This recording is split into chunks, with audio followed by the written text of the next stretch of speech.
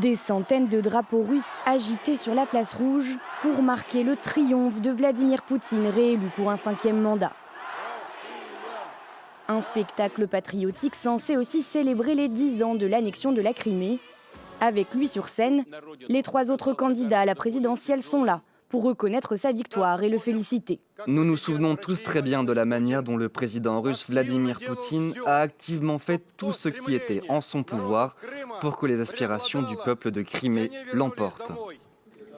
Vladimir Poutine a gagné l'élection avec plus de 87% des voix, le meilleur résultat depuis un quart de siècle dans le pays.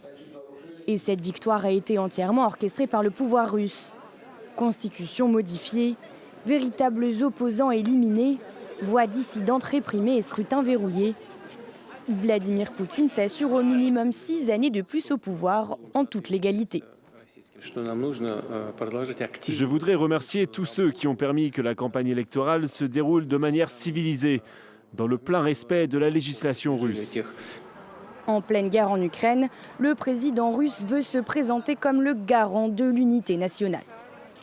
Vladimir Poutine apparaîtra comme le vainqueur du monde russe, de ce monde qu'il est en train de reconstituer, mais tout en présentant aux Russes, aux habitants de l'Ukraine occupée, où il a fait près de 100% selon les résultats officiels, cette idée que, il est le faiseur de paix face à un Occident offensif, face à une Ukraine nazie.